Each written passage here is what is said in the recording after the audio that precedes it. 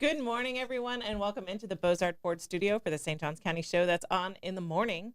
We have current ESPN analyst and former Florida Gators women's basketball star and Bartram Trail legend, Steffi Sorensen, in the studio, and we'll be talking with her about her new project, Dark Horse. But first, we want to thank Bozard Ford.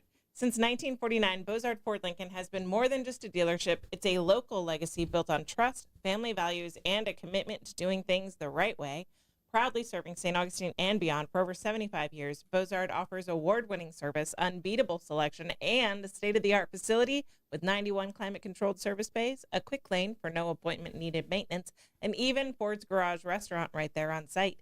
Recognized with the Triple Crown Award and President's Awards, Bozard Ford Lincoln is where hometown service meets national excellence. Great pricing, friendly faces, and a better buying experience are just off I-95 and State Road 16. Bozard Ford Lincoln, they are driven to inspire. Also, a big shout out to all of our amazing sponsors. We have Fidus Roofing, Old Town Trolley, Bin 39 Wine Bar, B&S Signs, Chiba Hut Toasted Subs, Chris Lucero, Bail Bonds, and St. Augustine Handy Houses. Don't forget Sonny's Barbecue. It's delicious.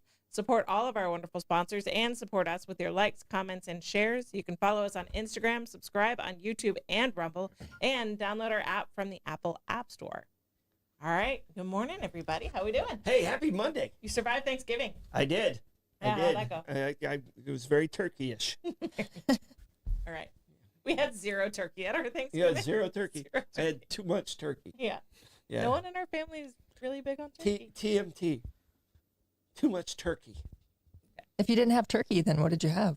We had, my husband made a ham, and we had a chicken shepherd's pie and pork. Okay. Yeah. Chicken We had lots shepherd's of different meat. pie. Yes.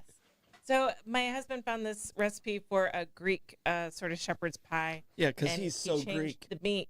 Well, my daughter had she had a Mamma Mia birthday party, Ah. and everyone in the family really liked this Greek shepherd's pie situation, and so he modified it with chicken and made it a little more Thanksgiving. Okay. But yeah, so that's a weird way we got there, but that's how we got there. Okay, I've never heard of a Mamma Mia birthday party. Oh, yeah. So it was at ABBA all the time? So she did it a year too early because the song is she's only 17 and she did it for her sweet 16, and we tried to convince her and she wouldn't hear it. So yeah, we had a Mamma Mia. Is she going to force the whole Sweet big 16. Greek wedding when that comes around too? I don't know. I think it's just she was really into the movie. Okay. I really think that's all it Does was. she just like the music or the movie? She got altogether? into the music because of the movie, Oh, okay. and she wants to go to Greece for her senior trip. And great, thanks, Meryl Streep. Mm.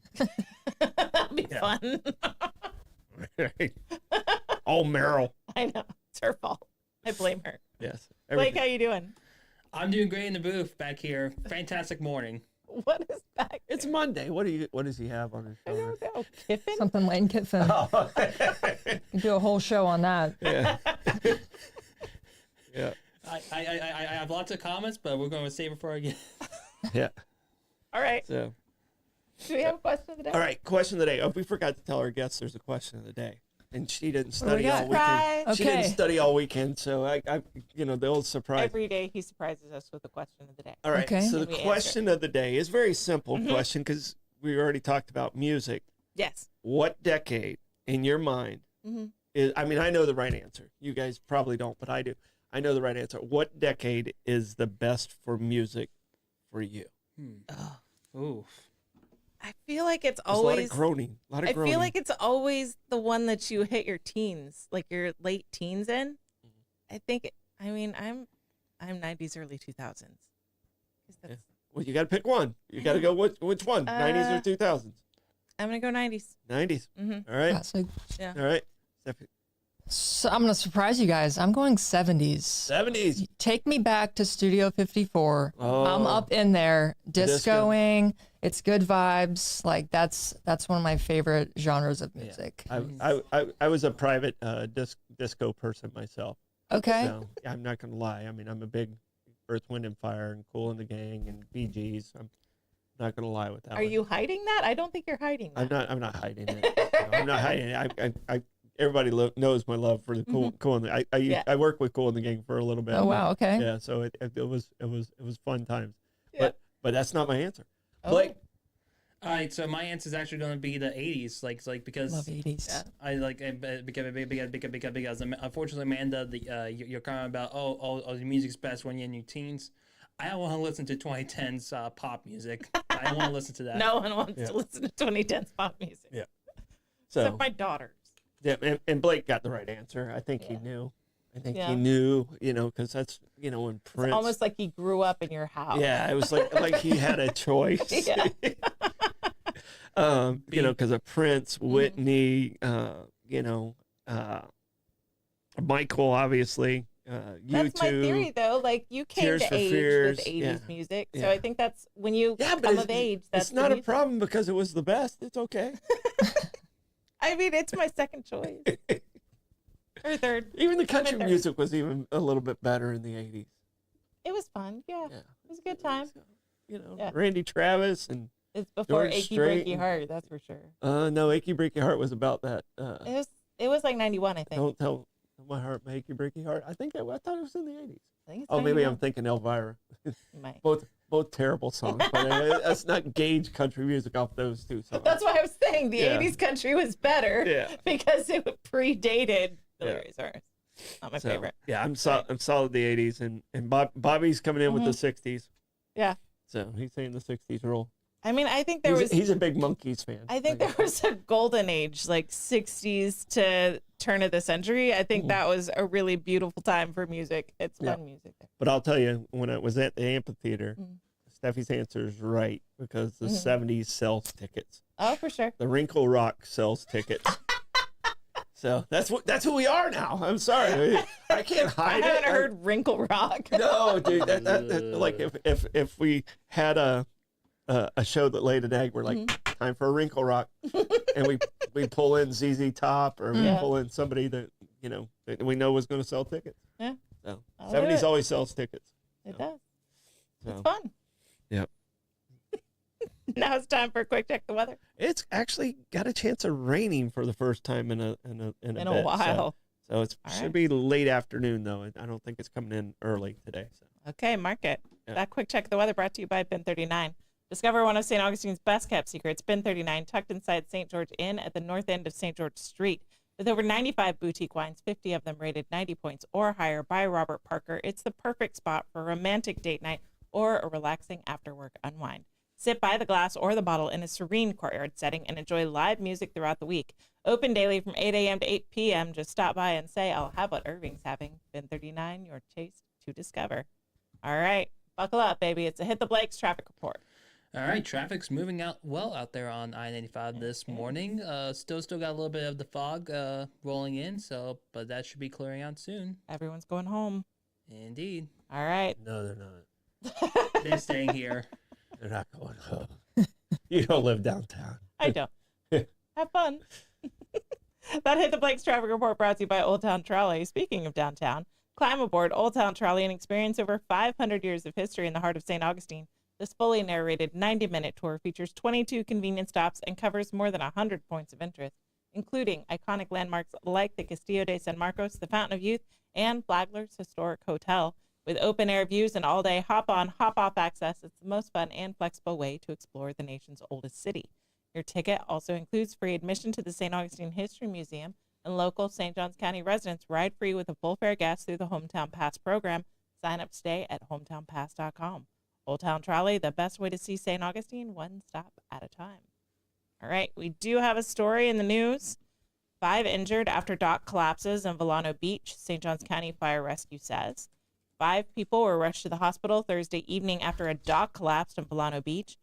St. Johns County Fire Rescue says emergency crews were called just after 6:30 p.m. at the 300 block of Purpose Point Road. The firefighters arrived. They found the boat lift attached to the dock had collapsed, sending multiple people into the water. Fire rescue teams, along with St. Augustine Fire Department crews, used ground ladders and marine rescue units to reach those injured and safely bring them to shore. The 5 victims were transported to the hospital with minor injuries. No word yet on what caused the dock to give away. That's scary. Yeah. Well, luckily, Everyone's we've out. had some other dock Yes. injuries here in St. Johns County, so luckily Yeah. everyone's Everyone's out and they're seems being to be treated. okay. And I do believe you said porpoise. You didn't say porpoise. You said purpose. Or Did she say purpose point? The I think I said the marine biologist, I think, said. I did not deal with porpoises. Oh, yeah. Porpoises are very elusive and they don't handle captivity well. So I never dealt with porpoises. So I could be a porpoise. Mm-hmm. On purpose. I don't handle captivity well. So, Yeah. but we have an amazing guest in, do. and I'm glad everyone was safe from that. We have an amazing guest in, and Steffi Sorensen is in with us, and she has a new project, and you're here to talk to us about Dark Horse, and some of your other amazing adventures in your life. We're going through my life story today? The entire life story. Okay. So we're going Got lots to cover. we're covering everything in 1 hour. It's amazing how quickly we get through things. Yeah. So welcome in. Thank you. This is awesome. I have to give you props for someone who works in television. You guys got a lot of traffic to get through, and you aced that. So nice job. Yeah, that's why she's the anchor. Yeah, I don't do that. I'm on the other side. That's my play-by-play. They handle all that, but that was awesome. Yeah. Thank you. Killed it. I'm dyslexic. What she can read through easily, I struggle awful. And a lot of Mondays. I'm here today on Monday. I'm not usually because I'm usually at my homeschool community. And so you almost got a glimpse at what Trey does when he does it. Almost got a glimpse of me struggling through. I'm good with the interview and the reading promos is no. Okay. Not for me. Not for me. Yeah. Okay. So I'm good at selling them, but I'm not good at it. Yeah, you guys got a lot of advertisers. It's awesome. Yeah, and we're very appreciative. We are. So, they're amazing. And hopefully you enjoy your poinsettia. That's our gift back to him. Our porpoise poinsettias. Yes, exactly. But Steffi, you grew up in this area, and you were a star at Bartram Trail High School.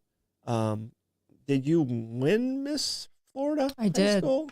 So I mean, that's a pretty big deal. And so tell me about like the start of your love for basketball, or was it just sports in general?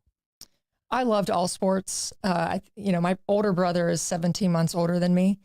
And I believe I was 3 years old, and he was going to a camp. Steve Melgard, who was actually, do you know Steve? I know Steve very well. I went to that camp forever, and I went in there with my mom to drop off my brother, and I loved basketball too.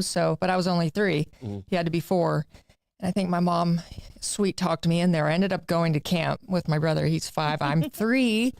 And Melgard he just really took to my brother and I. So at that point, I was there every summer, and I played other sports in high school. I played golf, I played tennis, and there's a lot of synergy. Golf was great for the mental aspect of it. I don't know if you guys golf, but you gotta stay in the game or you're gonna fall off the wagon. Yeah. And tennis was great for footwork. So I thought, and I wish this could be a rant for another time, but I wish kids today played more sports because there's a lot of synergy through, whether it's the mental part, footwork, and then you give yourself a break. Like I got a break from basketball to do other things, and I could really just, play golf, play tennis, escape for a little bit, knowing that, I was fully committed to basketball. So, ironically, I was a tennis player for the majority of until I hit middle school. I got injured at Landrum Middle School. Coming out here always makes me think of that. Injured my right wrist, which was my forearm wrist, because I was playing tennis way more than basketball. I was traveling. My mom was taking me everywhere, and I was named after Steffi Graf, tennis player. Gotcha. So if I didn't fall and get injured in middle school, I think I probably would have been a tennis player. So I had to pivot, and then I really started to get more into basketball, AAU, all those things. But until then, I was pretty focused on tennis. So it's kind of, considering I got that injury in middle school, I couldn't, hit the same forehand. And so I just was like, okay, it's going to be basketball. My mom's like, no. My dad's like, play golf. And I'm like, I'll choose basketball. Yeah. So, and it's funny because the other 2 sports you named were individual sports, and then you gravitated towards a team sport. And I love what you're talking about, like playing multiple sports, because the task analysis moves over from sport to sport, and I'm a firm believer that you should play multiple sports.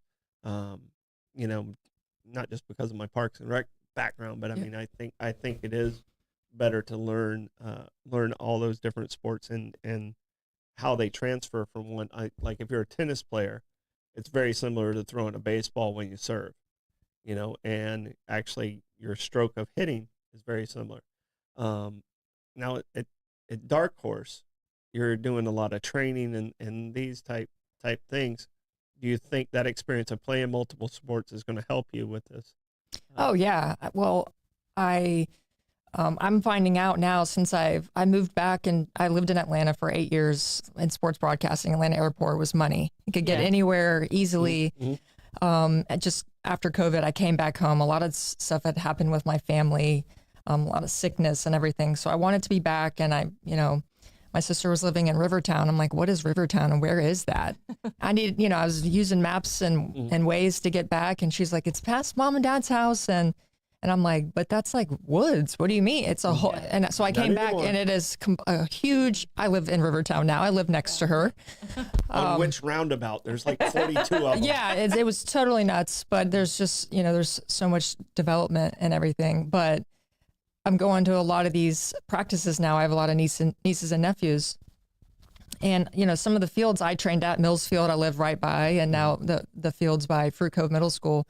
And I'm learning that kids at 6 are specializing in like wrestling tournaments. And like, that's all they're doing. Yeah. Right. And so, I'm thinking as somebody in the space that wants to, maybe kids don't play sports, but their parents want them to be active. That is also something that we could do for them, where they're at least getting out. Maybe we're doing Ninja Warrior stuff, or they're moving. And, but I think that supplementing their sport and teaching them the fundamental training on how to run, injury prevention, training barefoot is a big thing. I see a lot in the college space covering games and what trainers are moving towards. That it's not necessarily, it's giving them a little bit of a break from their sport, but I think it's helping them overall just build the foundation for whatever they want to do, and they're active, and maybe we can get them outside a little bit. So I've noticed that, man, these kids are really specializing now, because the guys I went to high school with are now all the coaches. So when I go out to the fields, I'm like, I see guys that I grew up with, went to high school with, now they're football coaches, baseball coaches, and all that. And I'm like, what's the landscape here? Like, what is everyone doing? And they're like, man, we're doing 5-year-old tournaments, and they're going all around the country. At 5? 5. Yeah. It's crazy. I'm doing summer camp at 5, and I just couldn't believe it. But I think that, we just know more on, maybe how you can train and how you can prepare a kid. So I think it's important. And that's kind of, I'm not looking to replace a sport, but maybe get them ready to prepare and to be better at their sport, if that's what they want to do, if that makes sense. And it does. And my question, when I was growing up, you played individual sports. Like, I was a baseball player, and if I played 30 games an entire season, it was amazing.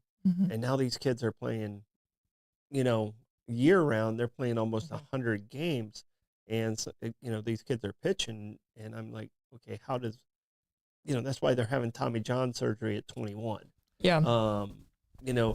How can a facility like yours protect against some of those injuries? Because I see you guys training them the proper mechanics and stuff like that. Because of the expansion of sports, I mean, the coaches' pool has gotten weaker, and that concerns me as a parent and as a former athlete. Yeah. How do you prepare the children to go into this where they're less likely for injury? Well, I mean, I don't know about you, but at 6, 7, 8, 9, I don't know if I was working my rotator cuff and strengthening and doing stability and spending the time on prehab and rehab to make sure that those muscles are developing and that are strong, versus just going there and throwing 60 pitches. I mean, my cousin's husband is a baseball coach. I just sat down with him for Thanksgiving for 45 minutes, and he's like, at the end of the day, the parents want their kids to be hitting rain or shine for 45 minutes after practice. And he's like, you need to be able to not only just provide a space for that, but also like throw some medicine balls out there, like get their core stronger. Like, a lot of the things that we don't necessarily think about, I never did, growing up, but we know that now, and we can prevent, I think, some of those soft tissue injuries that are from overuse, because maybe they're not starting, the foundation is not very strong. They're just being thrown right into full game pitches. What is it? How many pitches would you throw in a game if you're like 8 to 10? Well, when I was, there was no pitch count. No pitch count. There was no pitch count when I was a kid. But I mean, now they have pitch counts. I mean, I would say an 8 to 10-year-old shouldn't be throwing more than 70 pitches. Yeah. You know, I don't know what the pitch count is now, but I mean, and no curveballs. Yeah. No, because they don't have the technique down, and their bodies haven't grown to that.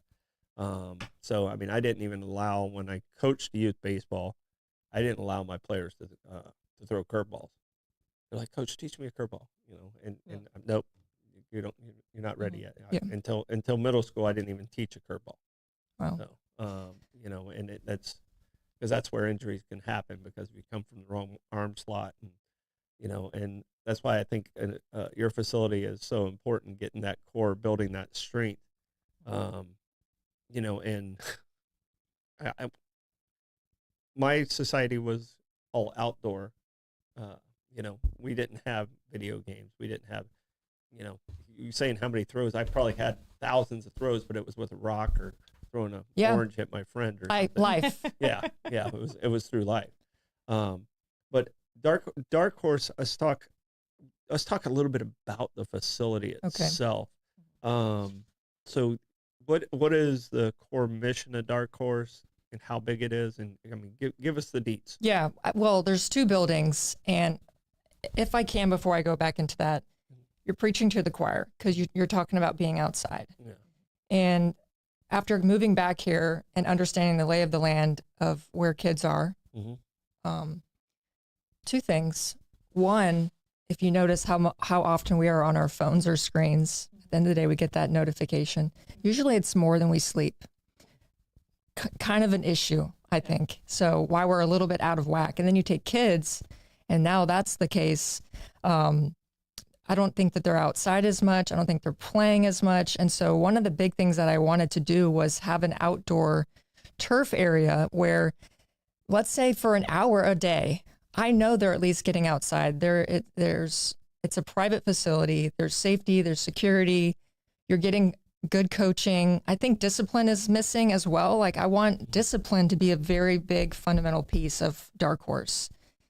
So when I came back here and I'm looking at it, and I'm like, I want at least they're outside for an hour if their parents drop them off. Let's say they're just doing a fun class. Well, you're outside, you're moving, you're with people your age. And then if you're into sports and you want to be sports specific training, we can do that. But I know at least you're getting some sunshine, you're getting outside.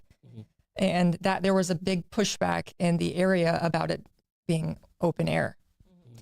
But you're talking about, we kids were outside, and that was my logic behind it. And I'm like, I get that, because they were worried about noise and all that. And I'm like, it's really not about noise to me. It's about, like, the kids need to be outside. They need to see the sun. They need to be moving around and be in the elements, because sports are not always inside. I know I played basketball, but after hearing the community and they were worried about sound, I did enclose it, but it will still have some garage doors. So like, you know, it'll be open air, but for sound on the community side, like, we can close those garage doors. But I think it was important for those kids that are using that space to train to be outside. Yeah. So that's very specific to the area. I live a mile from my land.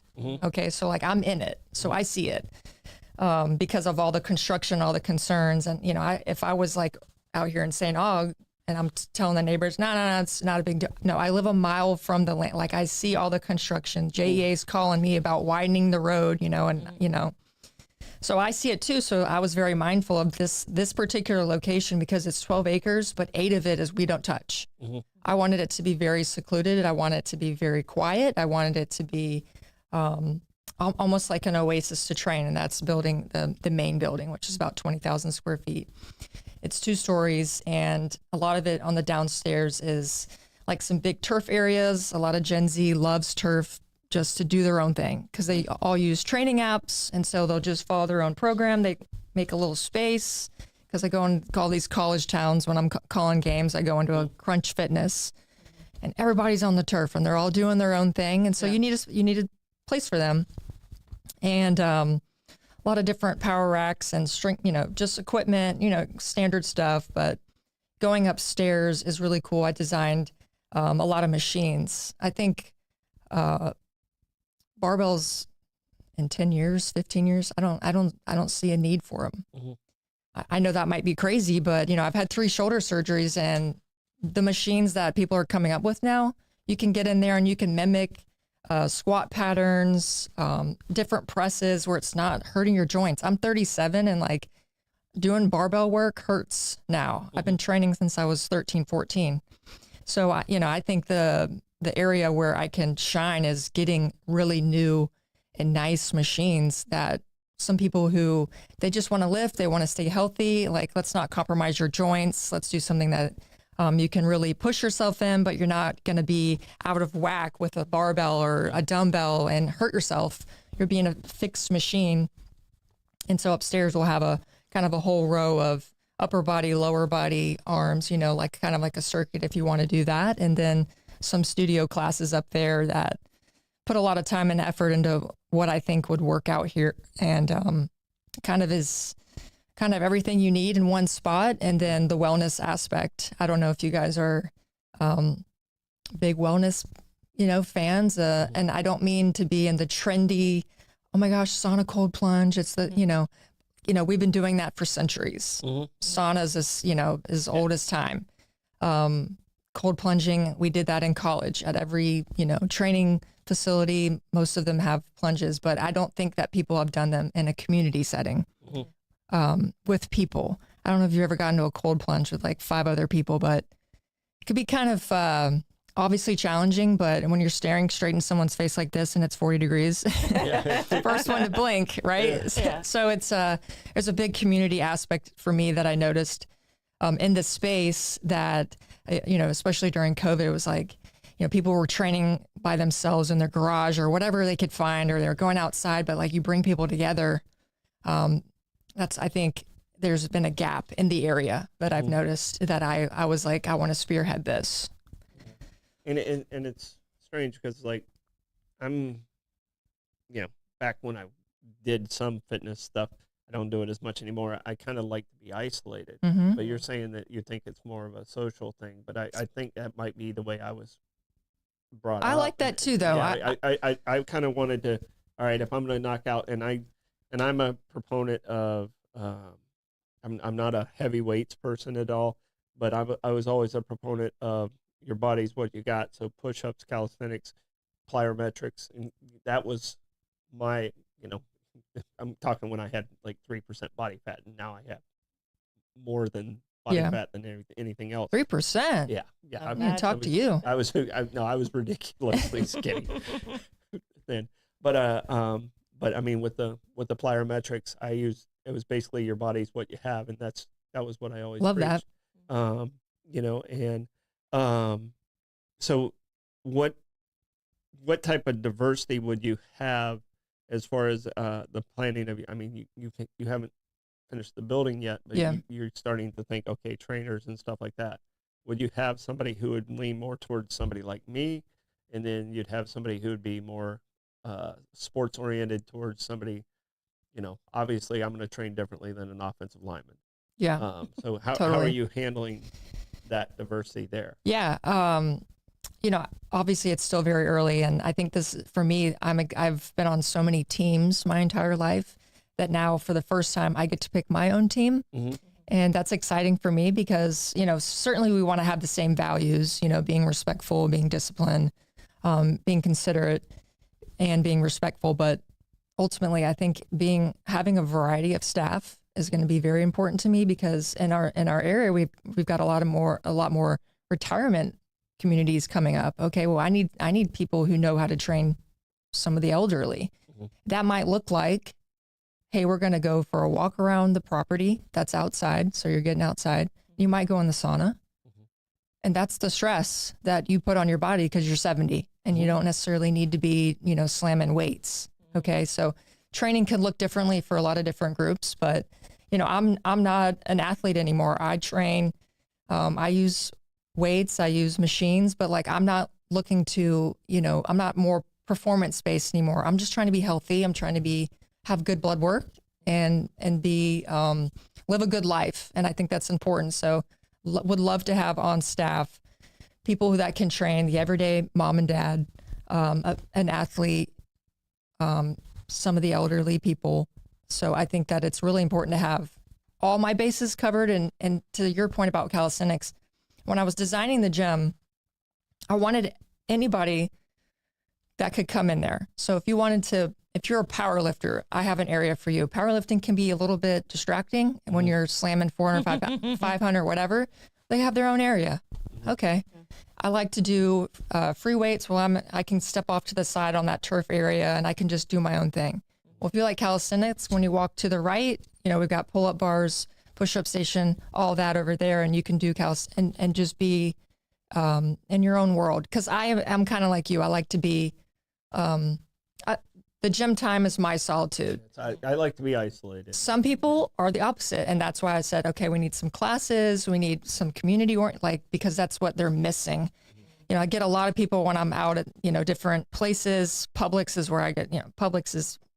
When's your gym coming, and what is it going to be like? And what I'm trying to buy some meat, but I love talking to everybody when I get up there. But so whatever you want to do, I want to be the place where you don't have to do this class and then you got to go drive over here to do that. Let's have it all here under one roof with the space to do that. And that's why we have the turf building, which is more for youth training, and like they're not coming into the main building, which is 16 and up. So high school kids can train there too. And I think that's important because you can bike there from Creekside or Bartram. And, as we were talking about when we were kids, what are you doing after school? Well, I'd love for them to just, get in their car, drive over there, or bike, get over there. And like they have an hour, and at least maybe they're making friends. They're talking. I would love to discourage phone use when you're in there. Put it in your bag, talk, lift, and, interact. Yeah. And, so there's a lot. I know I'm going on a different rant, but I think it's important of what you're doing and getting them away from a no phone, having no phone zone and stuff like that. I think that would be very important. We got to pay a couple more bills. Let's do it. But we're gonna. You're gonna read the promo, right? Yeah, we're gonna. I'm not reading. We're gonna be right back with you. So. All right, Gas Buddy Gas Report. Gas Buddy Gas Report. Tell us in the comments what gas prices are looking like around you. We've got Shell on North Ponce de Leon Boulevard at $2.85. We've got Sunoco on South Ponce at $2.87. Owens on South Ponce at $2.87. Shell at 146 King Street at $2.87. Mobile and Circle K at $2.92. Gate on Mizell Road is $3.02. Shell at 216 Ponce de Leon Boulevard at $3.05. We've got Gate on US 1 North $3.06. Circle K on US 1 North at $3.06. Circle K on 207 is $3.09. That Gas Buddy Gas Report brought to you by Chris Lucero Bail Bonds. Trouble with the law? Call the name St. Augustine has trusted for years. Chris Lucero Bail Bonds, available 24/7. Their experienced and compassionate team works fast to get you or your loved one out of jail and back home. From paperwork to release, they make the process simple, discreet, and stress-free. No judgment, just help when you need it most. When time matters, remember the name and the number. Chris Lucero Bail Bonds at 904-822-BAIL. That's 904-822-2245. We've got live music today. We've got Joshua Tennessee Worthy at Milltop Tavern at noon. Richard Kanicki is at Cafe Alcazar at 2:15. Scott Halls is at Ben 39 at 4. The Christmas Market is at Colonial Quarter at 4. Joshua Tennessee Worthy is back at Milltop Tavern at 4:30. We've got Kevin Edwards at Hurricane Grill and Wings at 5. Sam Passetti at Prohibition Kitchen at 6 o'clock. Bob Patterson at O.C. White's at 6 o'clock. Stu Weaver is at Harry's at 6 o'clock.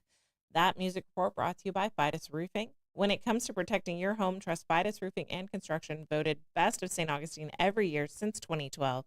As a GAF Master Elite contractor, Fidus installs the GAF Lifetime Roofing System and expert metal roofs built to withstand Florida's toughest weather. From emergency repairs to full replacements, plus pavers and gutters, Fidus delivers quality, durability, and energy savings with every job. For Fidus Roofing, call 904-355-ROOF. That's 904-355-7663. Fidus Roofing, where trust is built from the top down.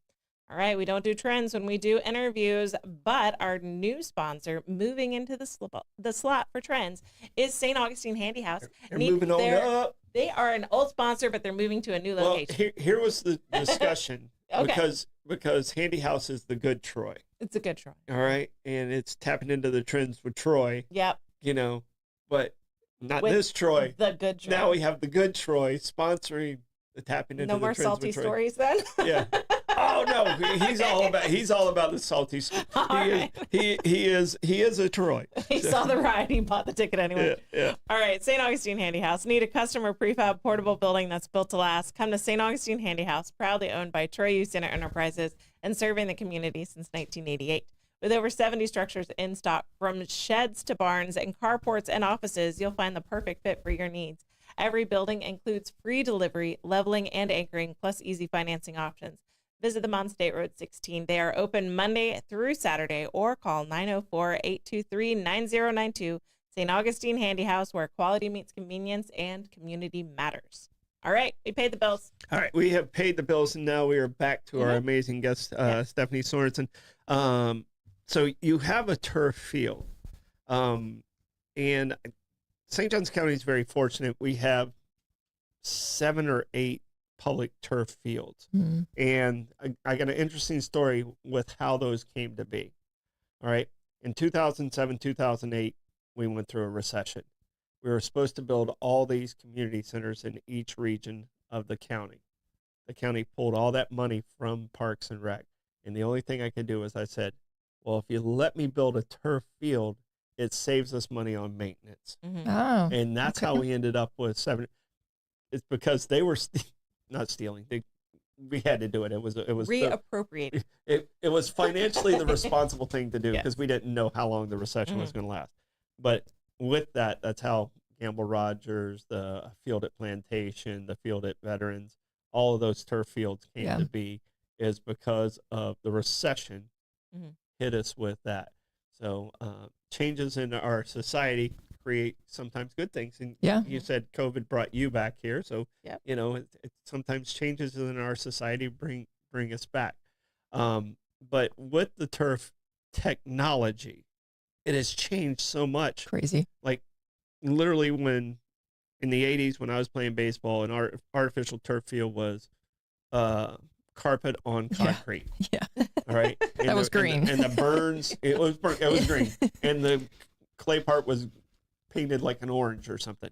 But I mean, the burns on it and stuff like that. But the technology of this turf is so amazing. How are you keeping up with that?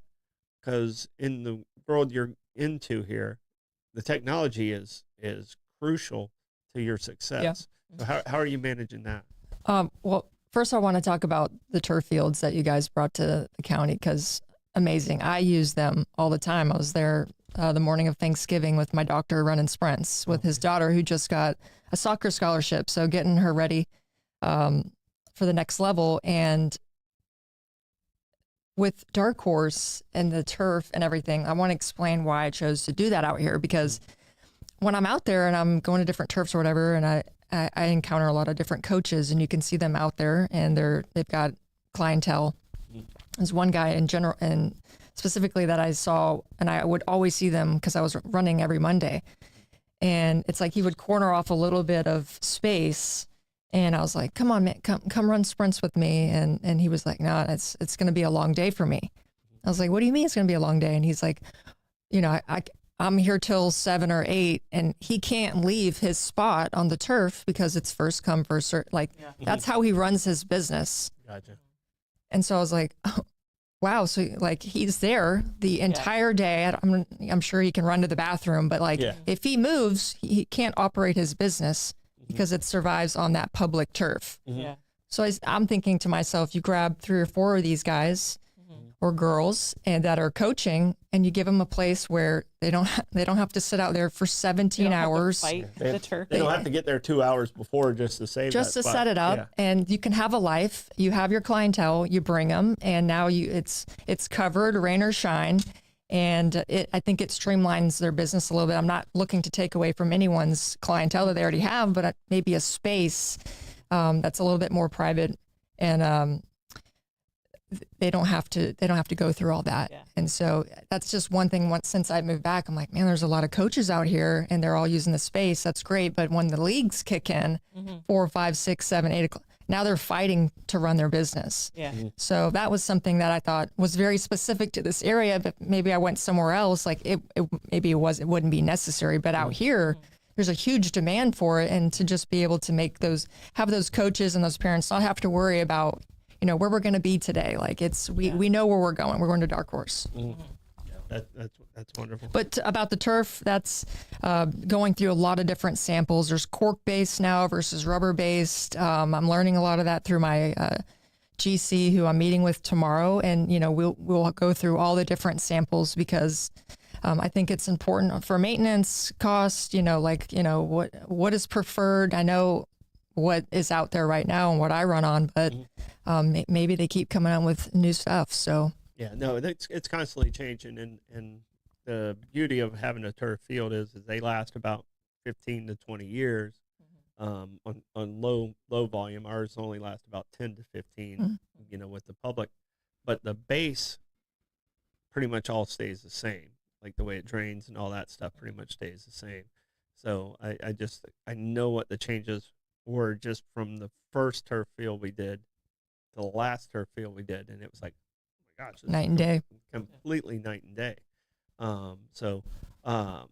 What's the square footage of your turf area? It's about 12,500 square feet. My understanding is it's about 50 yards this way, 25 yards this way.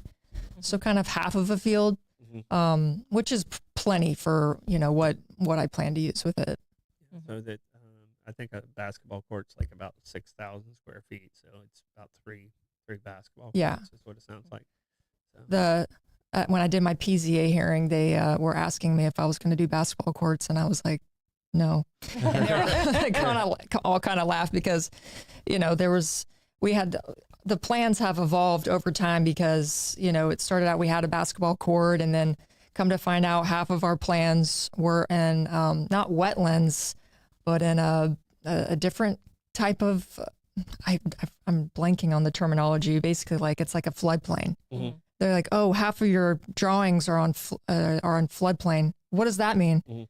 It means you have to reduce it by 50%. Got to change the whole thing. So we went through all that, but ultimately have landed on a really solid plan. So, but there won't be any basketball. The wetlands end here, but that buffer doesn't stop until 50 learn that feet the away. hard way. Yeah.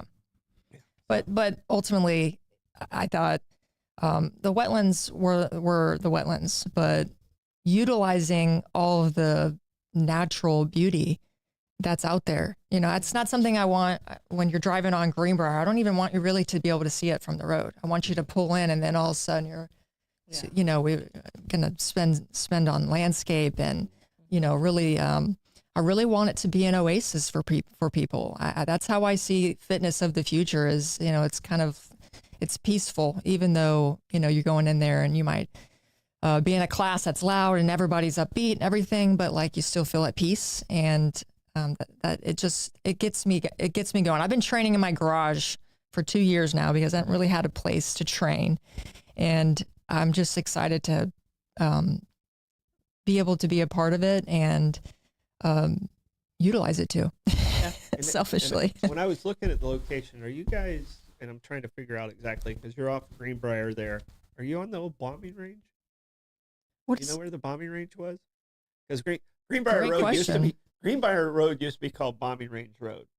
Okay. I call it 210, but it was a dirt road when I was growing up. And now it's clearly not. But and if you go back to like the old aerials, like even 30 years ago before some of these developments come in, bombing range, you could still see the circles. And there weren't active bombs, by the way. It was Gonna have to look into that one. They weren't active bombs. They used flower bombs to practice their targets. Okay. So, and that was where, so you got to be very close because that used to be an old military thing. So now you might have to call something the bombing range. And now that's funny. Yeah. Thank you. I'm gonna write that down. but you're really. I was trying to figure out exactly where it is in comparison to. Are you closer to the middle school there? Yeah. Okay. I went to middle school there. Yeah. So so you're close. You're close Yeah. to the bombing range. Yeah. I'm going to have to reach out to my civil team, Uh-huh. and they've got all the maps and the plans and the animals, everything, and be like, am I on the bombing range? Yeah. Because it was across the street from Greenbrier, from where the middle school is. Yeah. Is where the.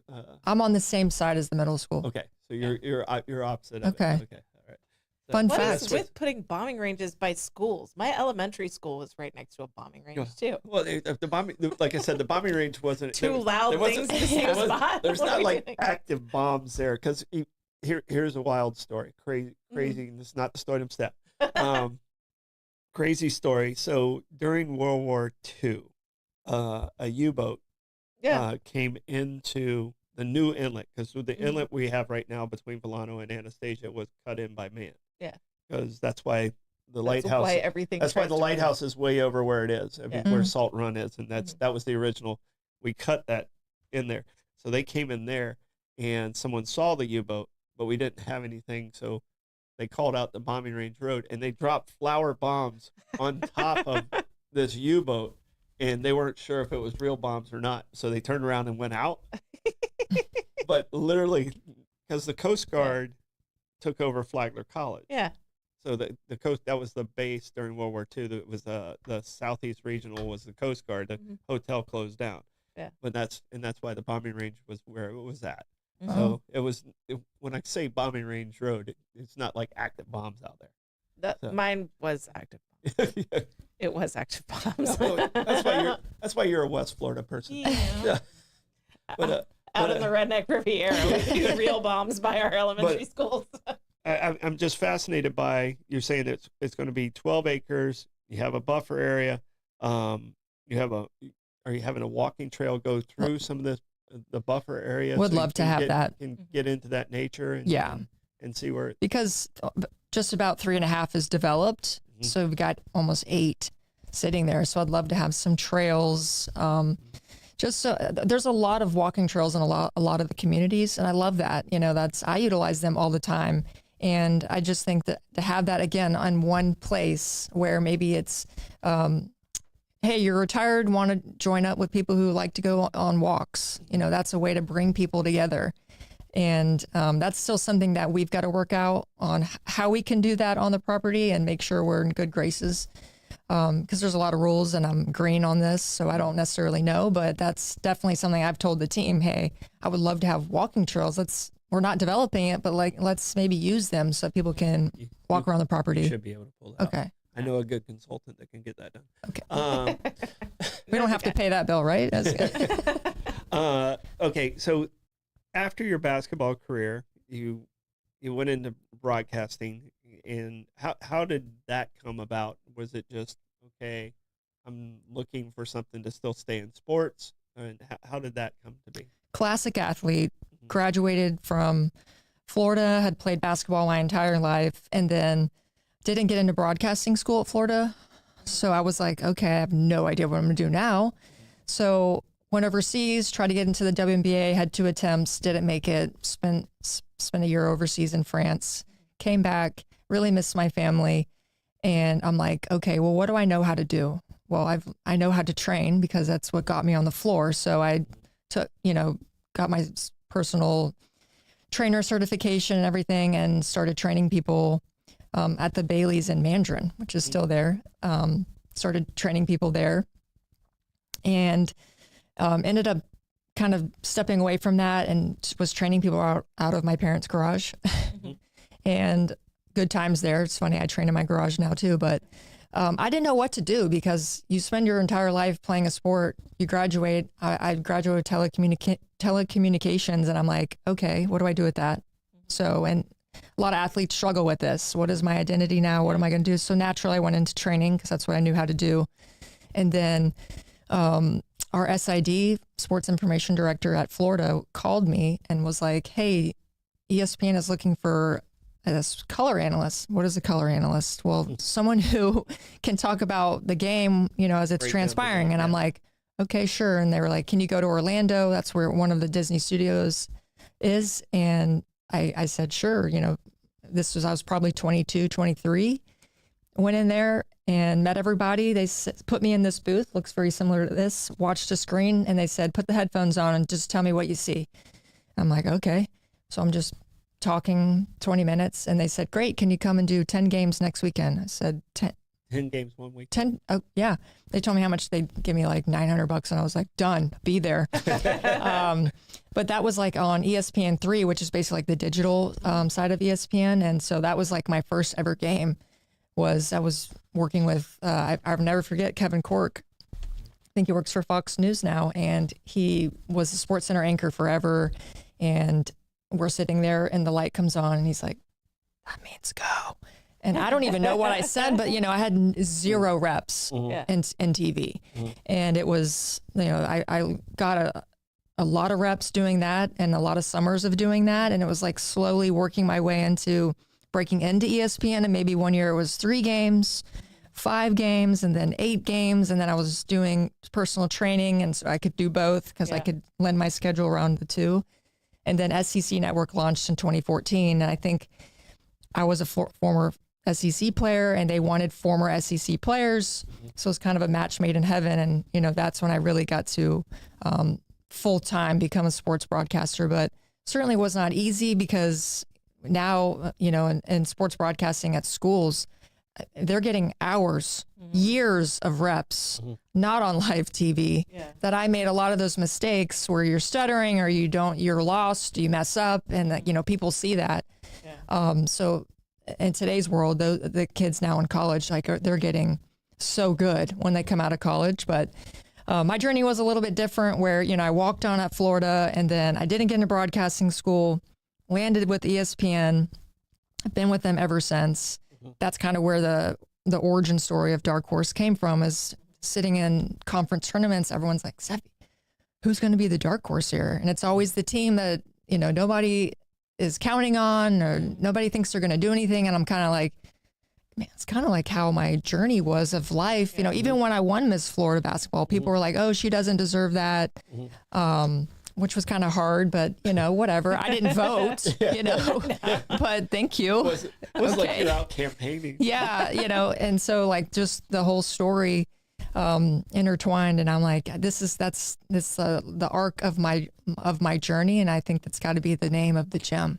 So, well, that's excellent. We're kind of coming to the end here, but I want to say I got to give a thank you and a shout out to your family, because they've done a lot of philanthropic things in the community, and and your dad and uncle were very instrumental in their Firehouse sub. So I'll give the plug to the company, their Firehouse sub. But I mean, it came from their heart for Field of Dreams. When we first started Field of Dreams, we didn't have any money. We were hitting up parents, and because everything was free to the athletes. And when we asked them, hey, would you be a sponsor? They're like, how much are uniforms? And they paid for all the uniforms, like the first 3 seasons of Field of Dreams.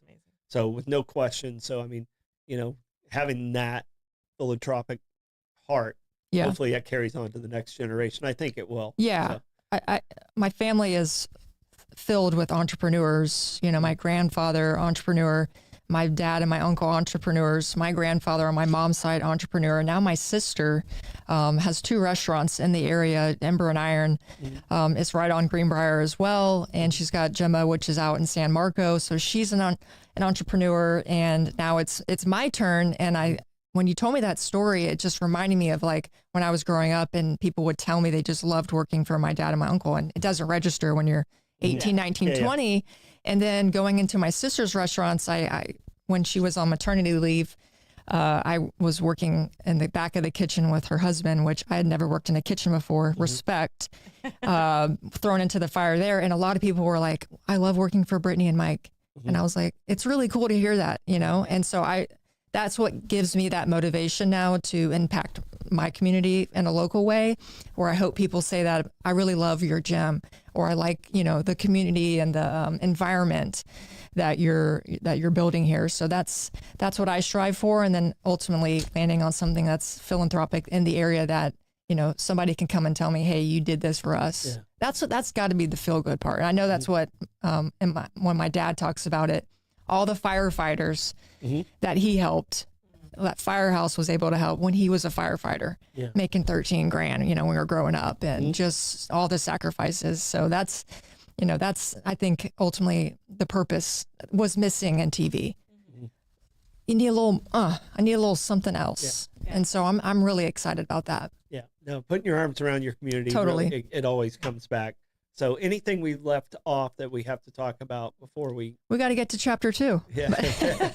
Well, you got to come back. I'll come back. You got to come back. So, Blake, do we have anything online that we should ask right now before we get into the comments? Yes. There was a comment from Barbara Jean that says that she wants to thank Steffi for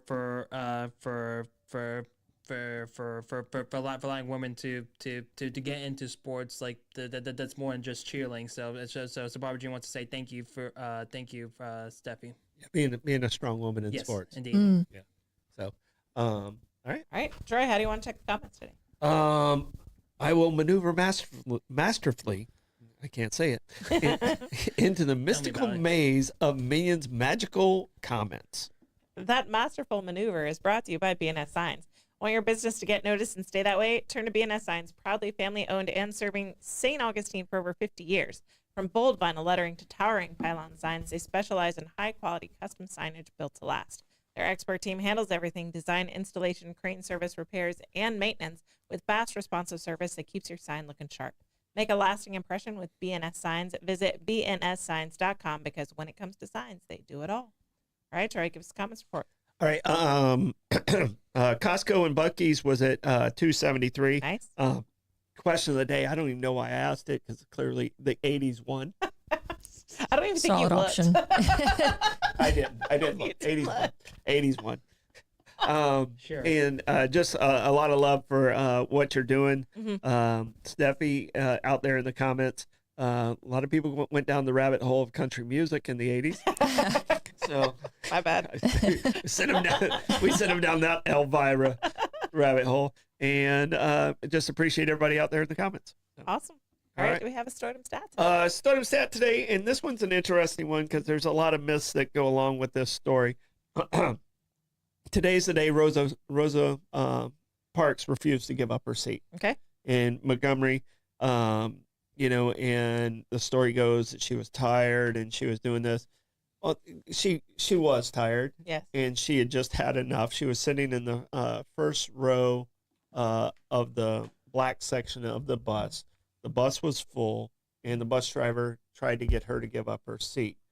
Now, she was very active in the NAACP at the time, so she knew that they were planning something. Yeah. And she's like, this is the perfect and she did. She took the perfect time to create that movement. And this scenario is what set a young Dr. Martin Luther King into his path. So she's considered the mother of civil rights. But I mean, the facts are she just had enough. Yeah. And they asked her to move from a section she was rightfully sitting in. She's like, no, I'm just not going to do it today. Yeah. Today's not the day. Yeah. So, thank you, Rosa Parks. She lived a full life, and, she really, really set the tone, and this is kind of where civil rights really, really got going. Another strong, amazing woman. Yep. All right. Strong, amazing women day today. Yes. That's Stardom Stat brought to you by Sonny's Barbecue. Hungry for real Southern barbecue? Head over to Sonny's Barbecue, located at 2720 State Road 16 in St. Augustine. Start off right with crowd favorites like barbecue pork egg rolls, smoked wings, or crispy corn nuggets. Then dig into their mouth-watering St. Louis ribs and try one of the Pitmasters picks with the classic sides, including their garlic bread. It's so good. And don't forget to wash it all down with signature sweet tea. Sonny's, local Pitmasters since 1968. All right, do we have plugs, Troy? I crushed some baby backs yesterday at Sonny's. It was all in the beard. Well, that means a good day. All right. Plugs. We got Bollocks tonight with Lenny and I and Blake, and we got 5 questions, and I'm talking about lost countries within our country. Okay. Yeah, there's multiple countries that have been within our country. Yep. Big land mass. Blake, do you have any plugs? Yes, it's a do a plug. So if you are looking to help support the Now for Now, or if you want to bring a podcast into our studio, you can always contact me at BlakeNowForNow@gmail.com. All right. Don't forget to like and follow us on Facebook and Instagram. Subscribe on YouTube and Rumble. Bollocks tonight. Bye, guys. Bye.